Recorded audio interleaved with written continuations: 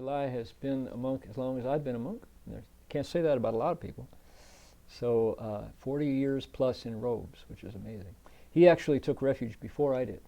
He met Shifu earlier than I did, but I left home before he did. So he has forever has to walk behind me, and by about 8 minutes. I'm 8 minutes older in Dharma age than he is. So.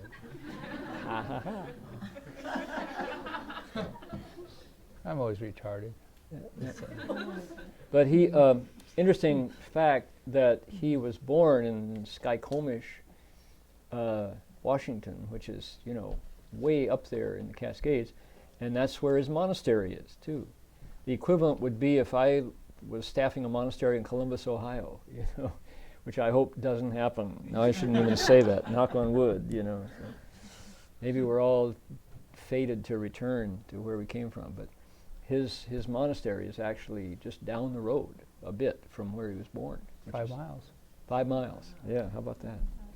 So anyway, that's about enough background. With that, what more is there to say, having introduced like that? So we thought it would be great to have Dharma Master Lai share anything he cares to share, and especially in particular, his memories of Master Hua go back to the Buddhist lecture hall, pre-Gold Mountain Monastery. So he's got stories about Shifu that come from his own experience. So take it away. Buddha root is from Guo Gun. Bill Brevoort, the original donor of this place, son got his Dharma name Guo Gun. So Buddha root, the fruit of the root, Guo Gun. So this is Buddha Root Farm. So this place was named after Bill Brevoort's son. Do you want to tell the Turtle Mountain story? I don't know the details of it that much. I know that I remember the time when we came here the first time, nobody thought that Shifu would come. Bill he asked Shifu, he kind of said, he invited Shifu to come out here and do a session. Or I don't even know if he asked him to do a session, he just invited Shifu to come out here, I think. Everybody thought, yeah. Shifu's not going to want to come out here. How? Okay. And they said, oh, he really wants to do it. It kind of threw everybody for a loop. I said, wow, we're going to Oregon. So I should be quiet, because this is your chance to hear from Heng Lai, but if I don't tell you the details of the story, this guy shows up at the door of Gold Mountain Monastery, a guy from Omaha, Nebraska. Talk like this. Yep. Okay. My name is Lee Eagleson. Lee Eagleson showed up, and he said he'd been told to come down here by Bill Brevoort to invite Master Hua to come up to Oregon to do a session. And Lee was, I'm doing a caricature of his voice, but Lee was pretty goofy. He's a goofy guy, and just a sincere, honest fellow. And so Shifu said, all right, and then he said, and we're going to do a refuge ceremony now. And so Lee Eagleson became Guo Li, and we're going, oh, that's great. Wow, Shifu did a refuge ceremony for this guy. So, how about that, And so sure enough, we're going up, and we're all in trucks heading up for Oregon, like Dharma Master Lai says. And so flash forward, let's see, Shifu looks at the feng shui here and points out that it's turtle-shaped, that the wind and the water of the mountain is shaped like a turtle. And so the fast forward to the end of the retreat, it's kind of the goodbye, and there's lots of hippies from Oregon. Rogue River Robbie was here, and all these, Oregon mountain men and mountain women, and they're all there, and the monks and nuns, and somebody says, well, Shifu, what about this place? And Shifu said, well, tell me. See, I think he said something like, tell me about the turtle. Shifu said, tell me about the turtle. He said, what turtle? Shifu, the turtle that's here. And people said, what turtle is that? And then Shifu said, well, you tell me. And somebody said, Shifu, there's a legend. Native Americans say that America is called Turtle Island. That's the Native American name for North America, the continent, Turtle Island. Shifu said, yeah, that's the turtle I'm talking about.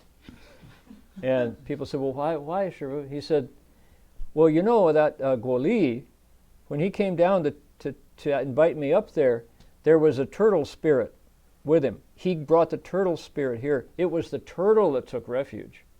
Li happened to be there. The turtle invited me to come up. People said, what turtle, Shifu? He said, Turtle Island turtle. The turtle. Go ahead. That turtle, Shifu? Yeah. Yeah. He came, he somehow got pushed across the continent. The turtle of Turtle Island is there. You're looking at him. We're on him. He took refuge because he said he wanted to take refuge with me and all his family. So that's the turtle. We're going, that turtle. What turtle? The turtle? Yeah, the Turtle Island turtle. So the spirit of North America is one of Shifu's disciples. Venerable Master, would it be possible to speak a little bit about vows and the kind of what your experience seeing Master Hua with disciples making vows? Because we talked about that. We've been talking a lot about that in the Purifying Convict chapter, and how the Bodhisattva makes vows throughout the day. Well, there was a vow time in Gold Mountain where all kinds of us, all of our lay people as well as left home people, were into this vowing mode. And there was during the time we were starting to learn about the fasting and things like that. And some people vowed to remain silent, like Heng Sure did when he did his Sambui Bai trip. And other people also took vows, like similar kind of vows. And I mean, there were little vows and big vows. We're all trying out vows. So I had this harebrained idea that I thought, oh, well, I'm going to try eating just raw vegetables. So I go there and vow 3 times before. We usually do these vowing things before Shifu starts his lecture. So before, you're the one that's going to request the Dharma. So if you want to make a vow, you get it. You get in there and get the incense and you go around 3 times. Then you kneel, and then you request. Before you say, Shifu, I'd like to make a vow. Shifu, okay. And you said, Shifu, I'd like to make a vow to just eat raw vegetables. And then Shifu's going, okay. You're doing what you're doing. You want to try? Go ahead. So, and we all kinds of people were doing different kinds of vows. We were trying all these different vows out. We didn't understand what he was trying to teach us about bodhisattvas at that time. Was kind of like when a bodhisattva makes a vow, like Guanyin or Manjushri. These are 10 stage. These are the powers that be in the universe. When they make a vow, I mean, it's a cosmic event. I mean, things just shake. I mean, things really, it's like a supernova goes off. But when we make vows, well, it's kind of, you got to start somewhere. Because, I tried this raw vegetable stuff. Did that for a few weeks. And then finally I said, Shifu, I went and knelt before Shifu and said, Shifu, this raw vegetable thing, I'm not getting much advantage. I feel kind of weak and not very strong from doing it. I don't know if this has advantage or not. And then he goes, who told you to make this stupid vow?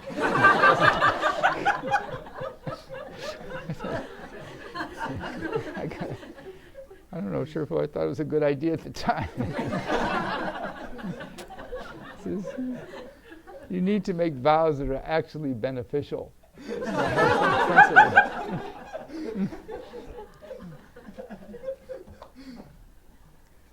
So we were just trying to grasp on what you just hear this text about Bodhisattva making vows, or even Shifu's vows, there's 18 great vows. You hear all these great vows, and you say, you don't understand. When they say great vows, they're not messing around. They're actually changing the whole nature and function of the universe, like when Amitabha made the vow to create a Pure Land, boom. You know, it happens because of the nature and power of their state. They're up there, way up there. They've attained up to the 10th equal enlightenment levels of Buddhahood, and it's really a really high state. So it's actually functioning, you know, physics. It's really happening. But for us, we're just kind of mumbling along, trying to grasp some of this stuff. And I guess that was the question about vows. But that doesn't mean we shouldn't do vows, because the Master used to encourage us to do vows. You got to start somewhere. You know, you got to start climbing the ladder. You don't just say, "Well, I'm not Manjushri, so I won't even try." So no. Do you think we, since Reverend and you were here, like, do you think we could have a vow ceremony before lecture this week?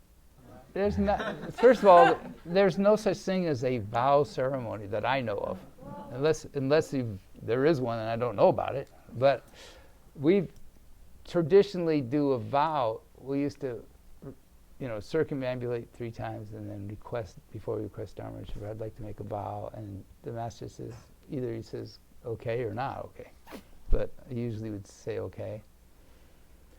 And that would you can do that if you want. It's up to you to do that kind of thing. It doesn't, you know, and if you want to do it loud, but you want to think carefully. You know, can I really, first of all, is it a useful vow?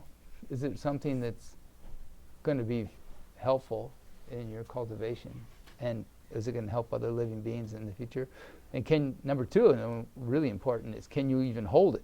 You know, is there something you can actually do, or is this just something you want to do? So you have to think about that very carefully, because you're making a vow in front of the Buddhas and Bodhisattvas. So you're actually asking all this powerful spiritual beings to witness what you're doing.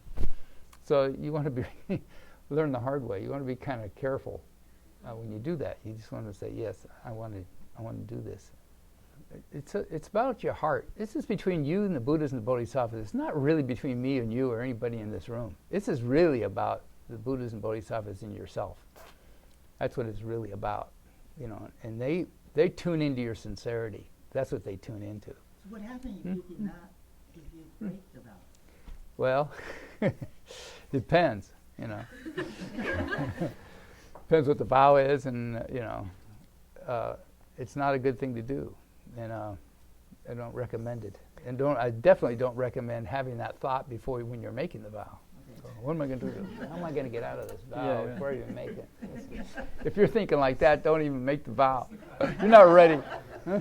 You can also make a vow with a term on it. Like I vowed to stop eating sugar for 3 years. Yeah. And after 3 years, I said that's it. I'm gonna, you know. It's like the 8 precept ceremony, right? Right. Can you hold for 1 day and 1 night? Mm-hmm. Yeah, I don't know why people bother with that ceremony. 1 day and what's that? You can sleep through that. Let's make it. Well, you just make something worthwhile. You know, how about a month? You know, something. Make it put a little challenge to it. Now you have to understand. Yeah, it is better than nothing. You have to understand, though, this is somebody who stopped eating for 36 days. Dharma Master Heng Lai fasted for 36 days. Actually, that wasn't a vow. Why did you do that? That's an ascetic practice. It's not necessarily a vow.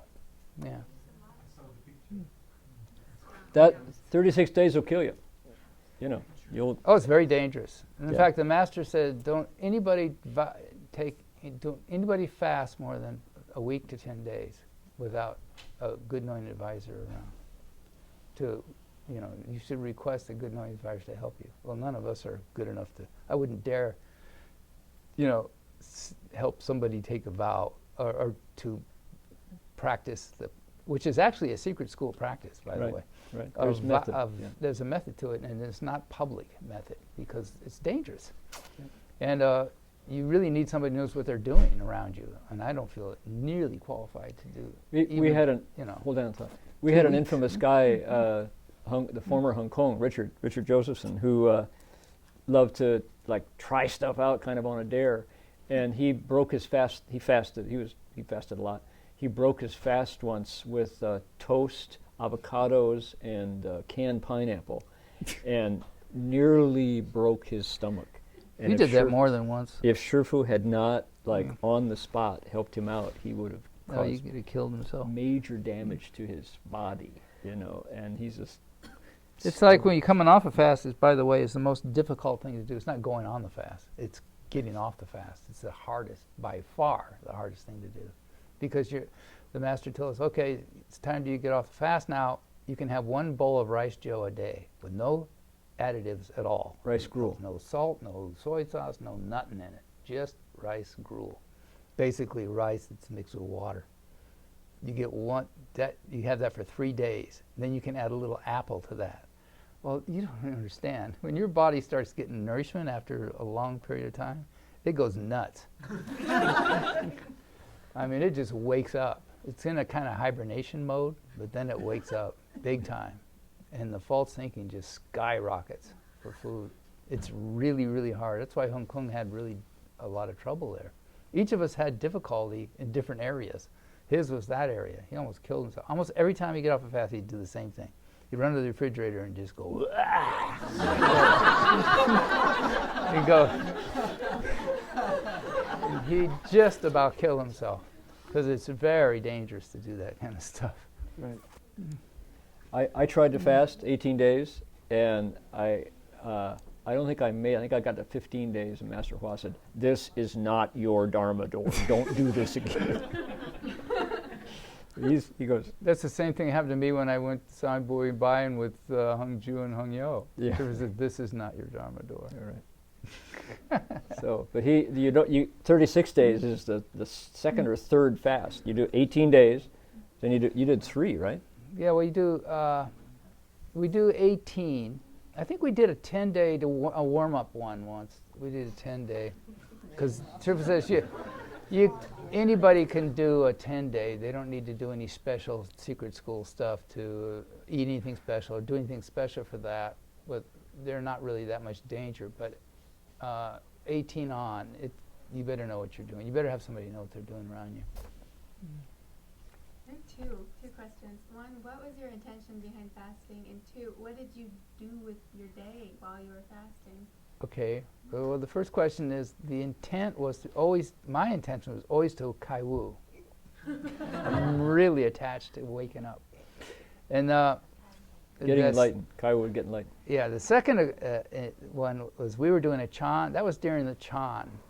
We had a chan every year, and we usually have a recitation session or a couple of them sometimes, and then we'd have a long chan in the wintertime. And the master told us, if you guys want to fast, you can fast, but you're going to have to continue with the schedule. You cannot be special. You can't go to your room and pout. You can't do any of that stuff. You got to stay in the chan hall. You got to walk when everybody walks. You got to sit when everybody sits. Well, the sitting part was easy because we get skinnier and skinnier. I could stay in the lotus all day long. That was just no problemo. But the walking got harder and harder because you get weaker and weaker. You get no protein. Your body's eating up all your brain protein. So you got to, that's the hardest. And it gets harder and harder the longer you fast. That was tough. But when you first started fasting, the really tough part is, oh, by the way, you have to go to the dining hall when everybody eats and sit Sure. So you get to sit there and smell the smells and hear the sounds. Everybody's gorging themselves on food. You're sitting there going, and he said, you cannot run away. You got to stay in there. And if you can do that, then you can continue with the fast. Otherwise, get off the fast. And he says, don't drink too much water. 1 glass a day at the most. Because it goes right to your legs. For some weird reason, when you're fasting, all the water ends up in your ankles. You look like you have some sort of disease if you drink too much water, and your legs will swell up like balloons. So you have to be really careful, and it's very dangerous. So it's just a glass of water a day. So that was tough too. But it's all tough. But then the mind, is tough. what happens to the mind? You become extremely clear. First of all your desires drop away, except for the desire of foods. You're not interested in women, and you're interested in anything but survival. So your whole body and mind go into survival mode. It goes in kind of like a special mode that just wants food. wants nourishment. And needs nourishment. You know, you're starving to death. So biologically, and it's it gets right down to the roots of things. You understand that you get a clear understanding of birth and death pretty quickly, especially death. And then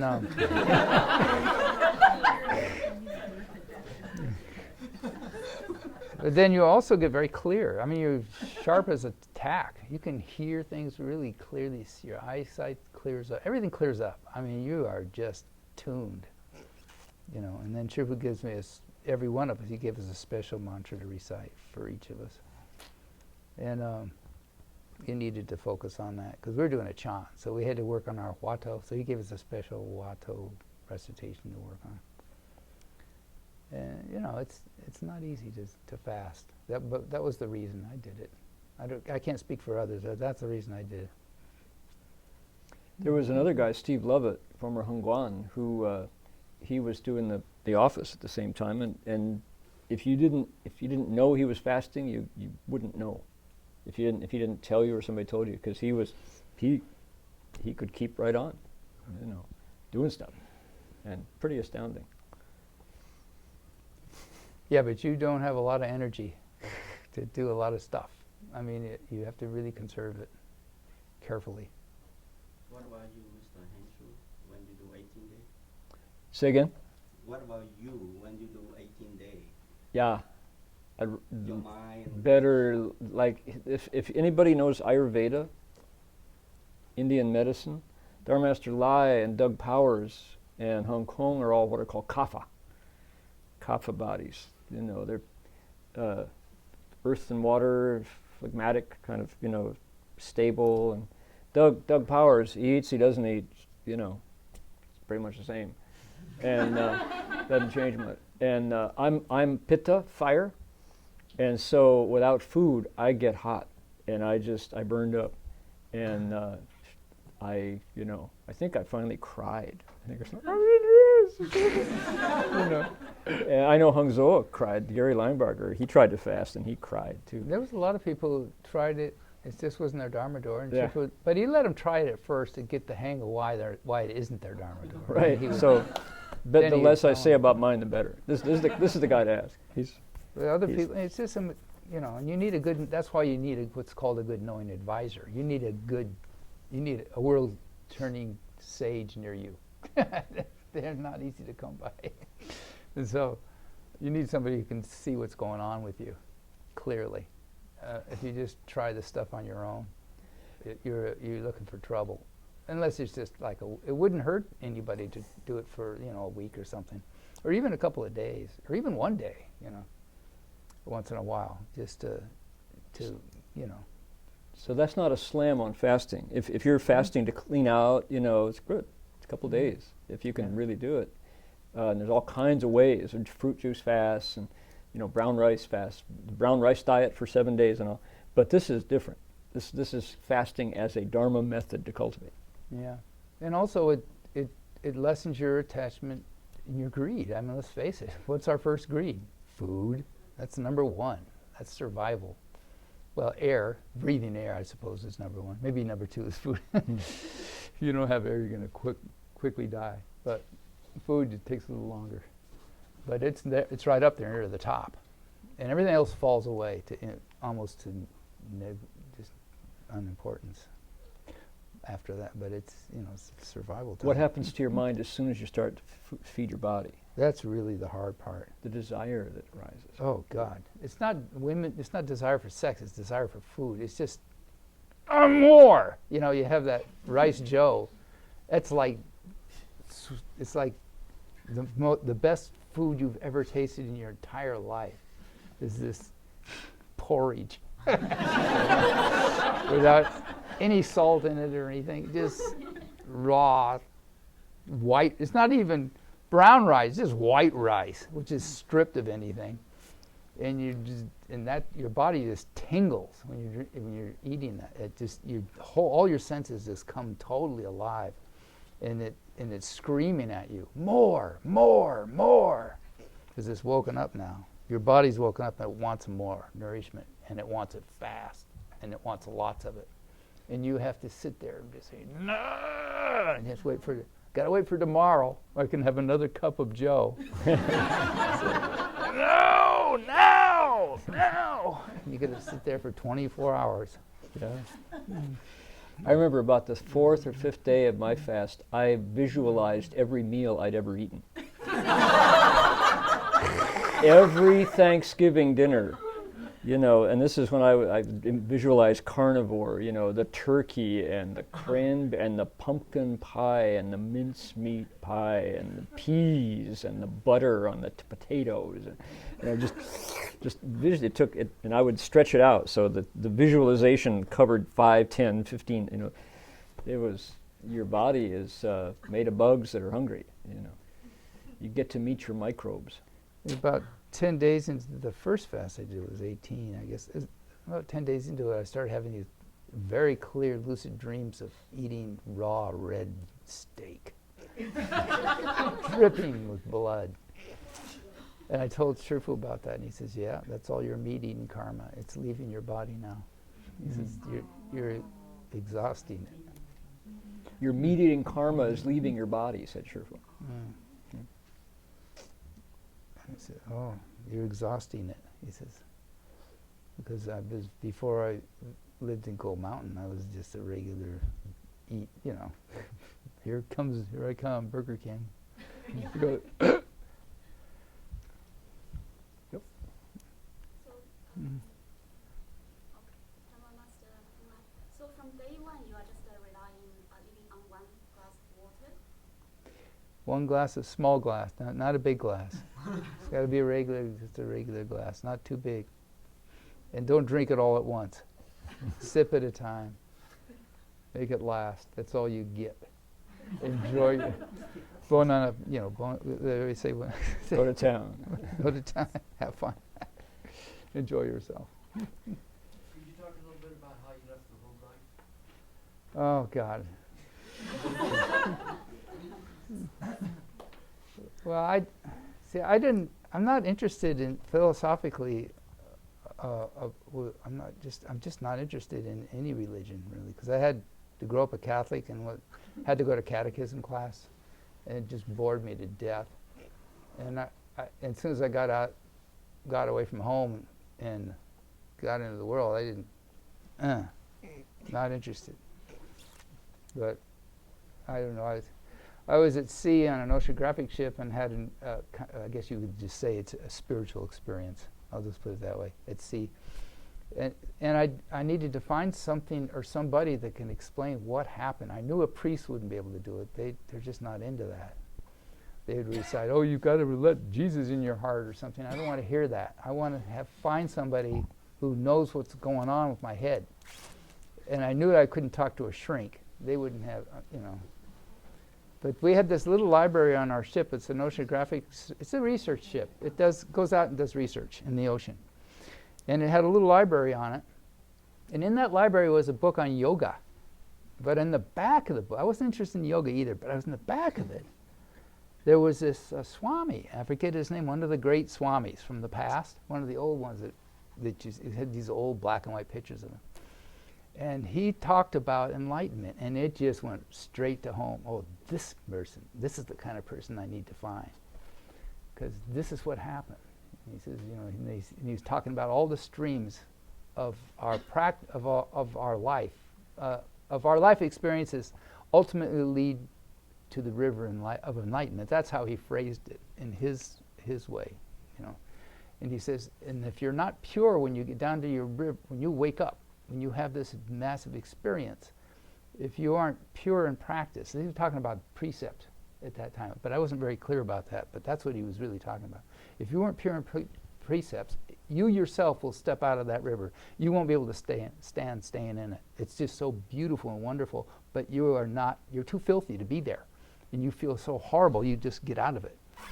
And that's kind of what happened to me in a sense. I didn't feel horrible, but it's just, I realized there was this incredible, I had an experience of this incredible, wonderful state, but I realized I'm not going to be able to stay here. I'm not ready for it. I don't have the foundation for it.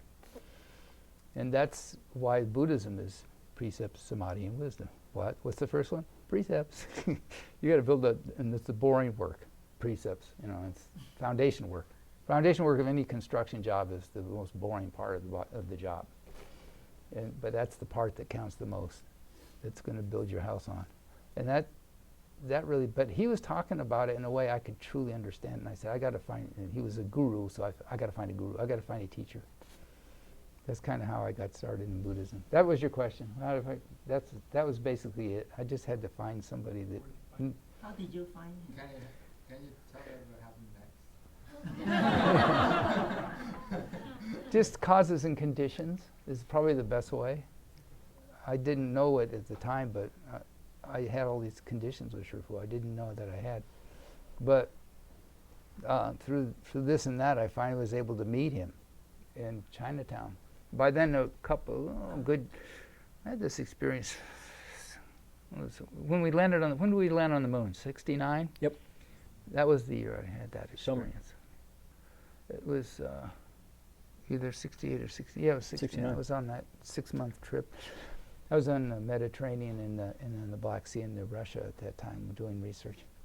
And so we didn't get back for 6 months. So I finally got back and was able to leave. So that was 6 months gone.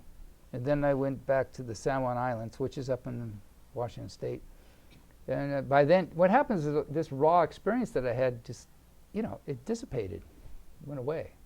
It's still there, but nowhere near like the powerful one that I had at that day. So it's like, it's like Shifu says, it's like a candle that's burning down. You the flame's starting to go out. And I didn't have any new candle to light.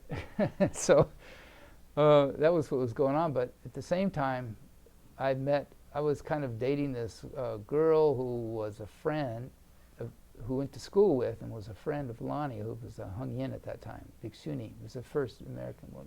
There's Heng Sure, Heng Yin, Heng Sure, Heng Xin. There was the 5 Americans. And 2 of them were women. It was Heng Yin and Heng Sure and Heng Yin, who had left. And she would write all these letters to my girlfriend, explaining her experience with this teacher that she had. And it was just really ringing true to me, the way she was talking in these letters. It wasn't full of baloney. It wasn't all gushy and hippy-dippy and all this other stuff, because they had all this other stuff going on. They had the Maharishi going on. They had Hare Krishna and all this nonsense. And I was trying to get something that's really solid, and the way she was writing those letters was extremely straight, very clear and solid stuff. The experiences she was going through with Shifu. And I said, this is the person I need to meet, because he sounds real. That's how I did it that way. I didn't just say, oh, I'm going to San Francisco and meet Shifu. I didn't even know he existed. But that's how I kind of met him. But it was, she finally wrote Lonnie a Heng Yin and said, if it's okay if I meet the master, and they kind of set it up. They said, okay, you can come down to San Francisco. You can meet him. So, but I had a dream at that time when I decided I wanted to go meet Shifu. That's when I had my first lucid dream about him. And that was when all 5 of them were sitting around him in a circle. They were sitting around Shifu. It was Heng Yin, Heng Sure, and the 3 monks. And they were all talking amongst themselves. And I entered the room, and I was standing up, entering the room, and they all looked up at me. And Shifu just looked up and grinned and laughed. That was my first, dream. That was it. Amazing. Then I eventually met. Well, we drove down to San Francisco. And we were driving, and then her name was Beth. She said, "Let's drive around Chinatown. That's where Weiwei Place is." That's because I've already heard about Weiwei Place by then. So okay, let's just take it, because we're going to get tomorrow's when we had the appointment to actually meet him. So I said, well, we'll just drive around. And so we drove around, and we went up the street where Weiwei Place was, and there was Shifu standing there. There he goes. And she'd met him. She'd met him with Lonnie before. So she goes, that's him. That's you. That's the teacher. Shifu's just standing there like a big Buddha. Just, And then the next day, I went there, and let's see, it was Heng Yin. She was still working. she was a Chamonix, but she was still working. And I don't explain. I don't know how this was, but she had a job. She had Sherpa told her to finish her job or something, and she was working out the end of her job. She was getting off of her job, but she still had her Chamonix robes on, and she's going. Things were a little different back then. So we're coming into this Waverly place, and we're standing in front of this old Taoist place. It was just full of caked on incense and stuff. And she came up, she says, oh, we got introduced, and she says, okay, you ready to go? Yeah. Yeah. You have to be really clear here. You need to really be sincere, and you need to really be aware that you're going to be, you have to be really, how did she word it? She says, you need to really want to be a Buddha. I said, huh? I don't even know what that means. I don't know anything about the Buddha other than just the most vaguest stuff, that he sat under a Bodhi tree and enlightened himself. But that's all I knew, nothing else. I said, I can't make any kind of commitment like that. I just want to meet the master and see if he can help me. So I didn't say that to her, but that was my thought. But I was getting real nervous. So anyway, we went upstairs, and these stairs were really skinny little stairs that went up like that. It was a real old building. And we went up, and it used to be an old Taoist temple. So it's been there for a long time. The whole thing was really dark from incense over the years. But Sherpa was there, beaming as usual, and he was teaching the Shamis. At that time, they were all Shamis and Chamonix. He was teaching them how to fold their sitting cloths. Sherpa was very hands-on in those days. He was teaching them everything. So he was teaching them how to properly fold their sitting cloths. Now, I didn't know what those things were. I just know because it was all in Chinese. So he was showing them how to do it, and I'm there watching. And then finally, Lonnie hung and goes, Shifu, la la la. By then, she could speak Chinese. I don't know how long she's been in the temple, maybe a year or two. She has a didactic memory, so she's very sharp. And she was already able to speak Chinese.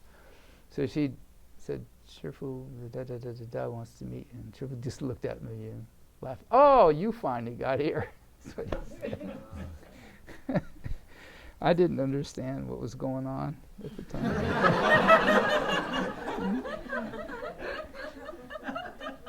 But I noticed that this person was very special. Something clicked inside me. I just said, whoa, that's not really an old Chinese man I'm looking at. There's something else going on here. His eyes almost looked like they didn't belong to his body. It looks like they were separate. It looked like there was a being there that was just using that form. And he was obviously aware of that. And I didn't realize at the time, but he was reading me like a book. It was no problem. But it took a long time for me to finally settle around and lived in the temple itself. But I knew that I'd pretty much found who I needed to find at that time.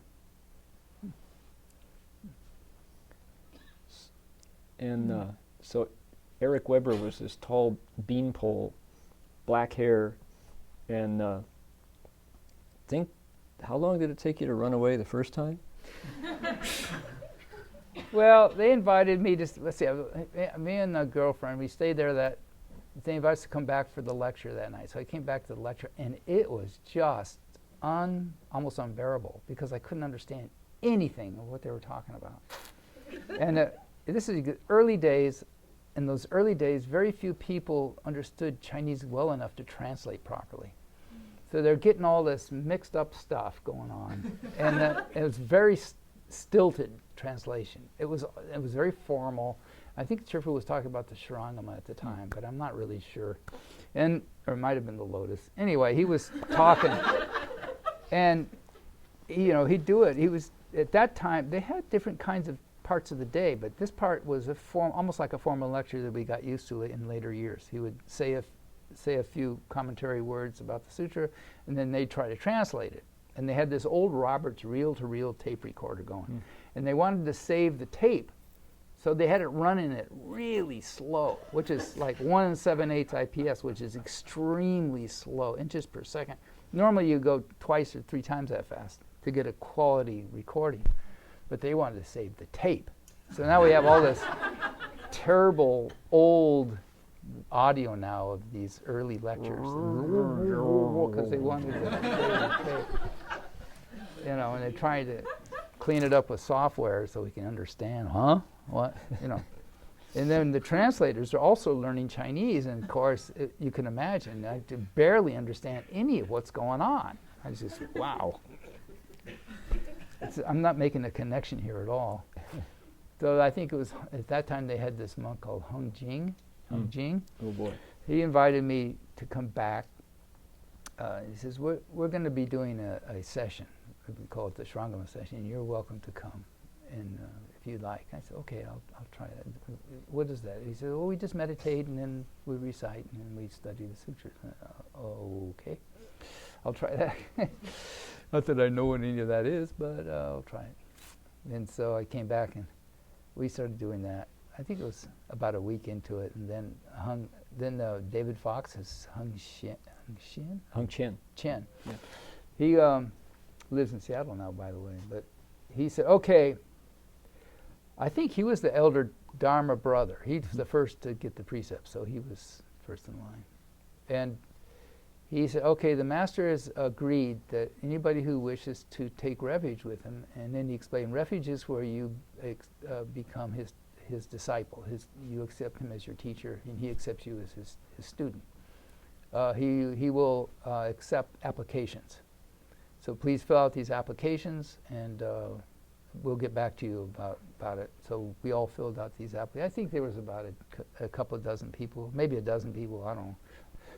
There's a little room. It's about half the size of this hall. You know, that's what we were sitting in. So I did that. I filled out the application. And then I started having a lot of false thinking. Because we're doing a lot of meditation, and that's a great place for false thinking. And I'm sitting there, and I'm looking. I'm right in front of, and there's this huge poster of the Venerable empty cloud Shu Lao sitting in front of me, Shu Yun. And it was a very austere picture. It's black and white, and it looked like this guy is really salty. And that's a term we use at the sea. At sea means you're really like somebody who's been around the block a few times. You know, this guy's very hardcore, you know. And I'm looking at him, and he's looking very stern almost. And he's sitting at kind of a desk or a table, but I noticed on one of his hands, his finger was missing. And I asked somebody, what happened to his hand? And he said, oh, he burnt that finger off. He burnt that off.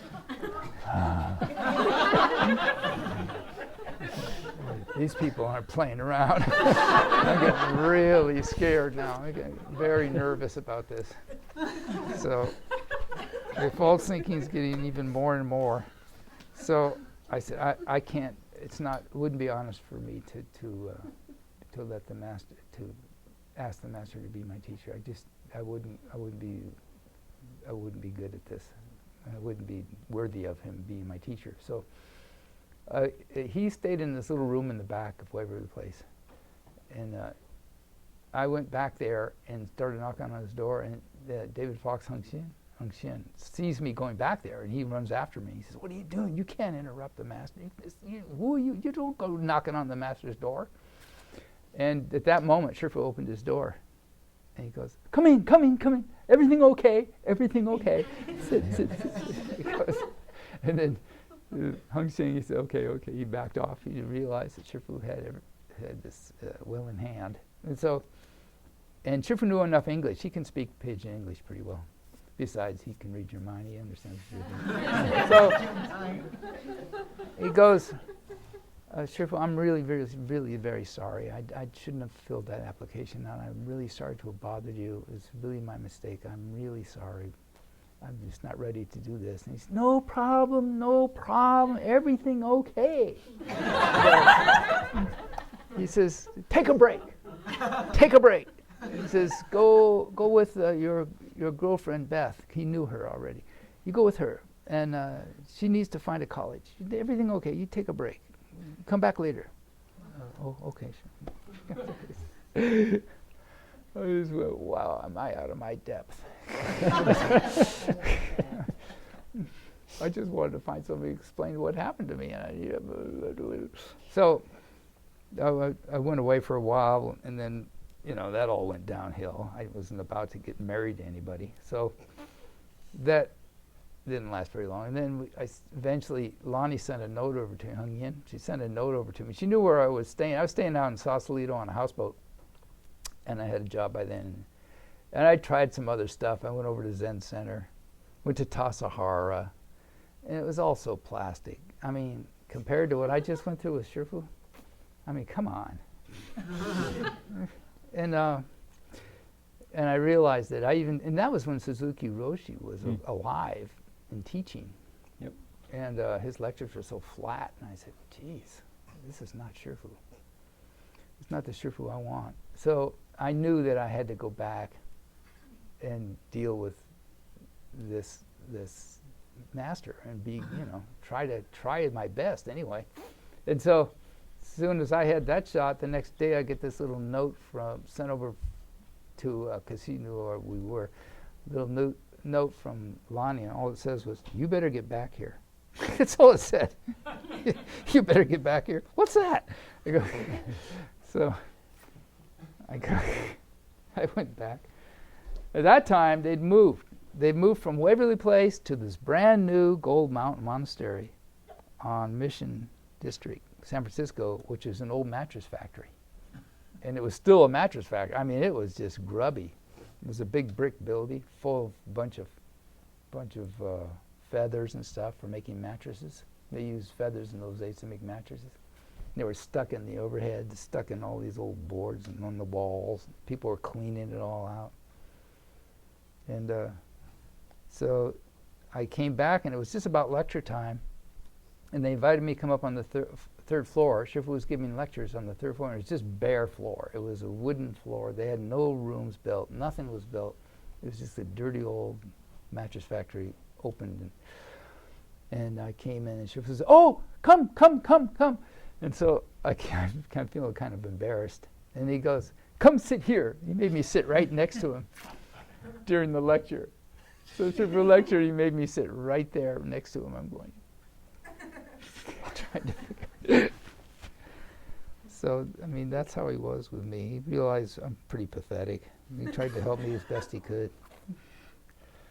But I didn't understand Buddhism at all. I still don't. But I didn't, intellectually, I had no background on it at all. I'd never gone to school to study it or anything. And we had people there who were literally Buddhist scholars. We Epstein. had Ron Epstein. We had most of the monks and nuns had all studied Buddhism in college. They had a good background, at least, on the basics. I mean, I didn't even know anything about the Buddha at all, other than he'd become enlightened under a tree. That's about as far as my knowledge went. And I'm, it's pretty pathetic. But Shifu, he was very, very patient with me. He was very patient with everybody. But he taught everybody differently, completely, depending on your situation. And then later on, I found over the years that that's how the Buddha taught. Shifu taught just like Shakyamuni Buddha taught. Same. Used the same kind of expedient means. So you became Guo Hui, the result of coming back. Yeah. And then Took refuge? Finally, I didn't dare immediately take refuge again. So I waited. I lived in the temple since I moved back in 71. And I lived there for, I think I didn't take refuge till like 73 or something. That's probably the longest disciple that didn't take refuge. Because most people would come in, within a couple of weeks, they'd request to take refuge. Me, I was really afraid that I didn't want to disappoint Shifu, and I wanted to make sure if I can take refuge, I should do it right. Shifu was very patient. He never, ever pressured me to do anything like that. Only Heng Guan would do that, Right. but nobody else. Shifu would never pressure me. In fact, when I finally got around to asking him to leave home, I thought, Shifu's really going to be happy now. So I went up to the third floor. Heng Yin was up there.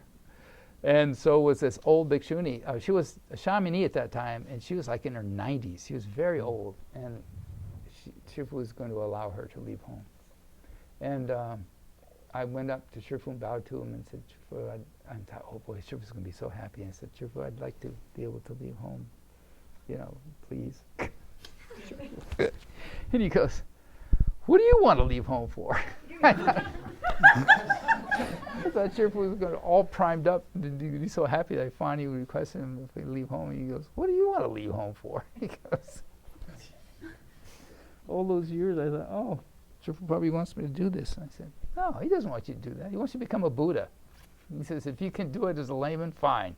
If you can do it as a left-hand person, also fine. He wants you to be a bodhisattva. He wants you to cultivate.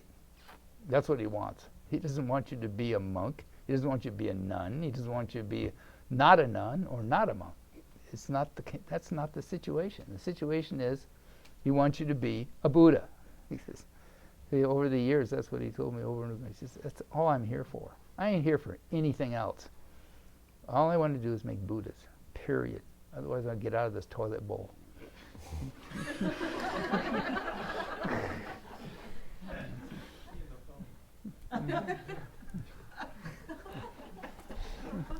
On that note,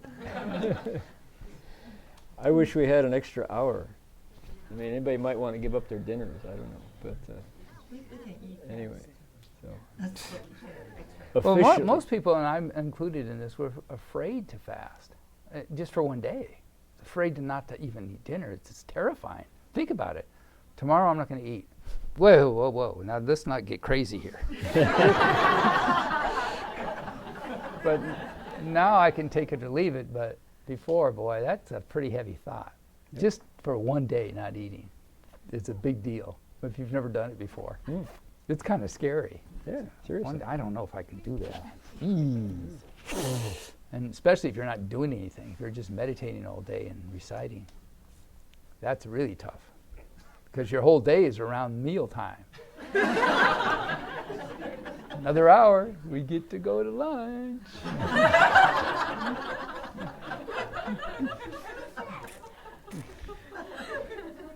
And then you say, oh, no, we don't.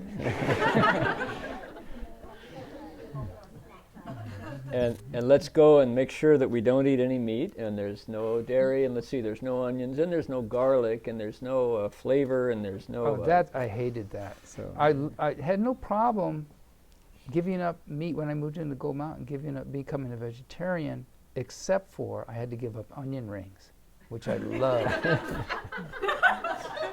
That is hard that was hard. for me. I don't care about the meat. I care about the onion rings. There's David Rounds, who came into Gold Mountain with announcing that his wife was willing to let him leave home, and he came in hauling this little trolley behind him, and everybody's going, what in the world? He says, that's my Oxford English Dictionary. I can't leave that behind. So it's the Oxford English Dictionary with a magnifier. The words are tiny like that. David's an editor, a writer, a poet, right? So Shifu says, 可以, you can leave home, Guozhou. So 3 days later, anybody seen Guozhou? No, is he not? Where'd he go? I don't know. He's not here now. Gee, I thought he was going to leave home, right? So 3 days later, he kind of drags his tail in, and Shifu goes, Guozhou. He says, I thought you were going to leave home. And David says, well, Shifu, everything was okay, but I couldn't give up toast in the morning and the New York Times, he said. So Shifu says, so he said, that's how it is, A lot about David Rounds is fiction, he said. He was a writer, he did novels. Anyway, yeah, you never know what it's going to be, what you're attached to. Onion rings. Boy, oh boy. A&W. You got a hand back there. Disturbs me about in the ceremonies going through those vows. Like, I'm saying this, I know I'm not ready to say this, and now I'm lying. Yeah. Oh, So why are we doing how about that? Yeah. Well, there's, it's in the Theravada tradition before, if you do a retreat with Ajahn Amaro, for example, before the retreat begins, you go, Veramani Sikapadam Samadhyami. I'm going to hold the precepts. You get the precepts before the retreat. And so you're doing those, and people don't know it because it's in Pali, and yet they don't give the 5 precepts the way we do. So you take the 5 precepts to the end of your life, we say. So it's just different approaches, and how do you approach? You say, for example, every time we do the Mengshan, right? We say Zhongshan Wu Bian Shi Yan Du Fan. Living beings are numberless. Even so, I'm going to cross them all over. And yeah, I mean, it's legitimate to think. You ask yourself, really? Was I coerced in it? Was I tricked into saying that? Did anybody hear me say that? Am I responsible for having said that? That's a real question. And there are other times when the very same ceremony just lifts your heart, and you say, that's the highest aspiration I could imagine, and I should do that all the time. So that, the fact that you question that, I think, is right on. And you can, the question would be, who owns the ceremonies, right? Is that your ceremony? Is that my ceremony? Why ceremonies? And there's something about if you didn't do it ceremonially, you'd never do it at all. You'd never imagine, why would I do something like, first of all, it's a contradiction. Infinite living beings, I'm going to cross them all over. BS, that's a contradiction. If they're infinite, you can't cross them over. That's the Bodhisattva heart. Exactly that. The Prajna Dharma is impossible. And it's impossible for your dual mind, for me and you outside. You're really talking to the Buddhas and Bodhisattvas when you're doing that. You're not talking to anybody else. And they're listening. And they're listening not to what you're saying with your mouth. They're looking at what you're doing with your heart. And they say, how sincere are you? It's all that degree is what they're tuning into that. So I vow, that I'll do for all living beings. If you're just reciting it so you can eat something, it's not that they're going to condemn you. They're just it's not coming through. They got other things to do. They're not going to waste their time with you. But when they'll pick up instantly when you become truly sincere about that. The moment you really mean it. Buddhists and Bodhisattvas tune into that. Boom! There's somebody. There's a future Bodhisattva right there. There, right there. They'll be right in on you like white on rice. They're going to be right on you in a microsecond. But it's noble also. Yeah. It's the noblest thing a human can aspire to. What do we aspire to mostly is, a cup of coffee. I like it just the way I want it tonight. I'm going to go out with friends. And we live in comfort, and how can you be comfortable with an impossible vow? That's where the Bodhisattva path wakes up. So, it's pretty noble. My membership used to tell us it's good to practice these vows, even though he knows that we're not even more close to being able to fulfill them.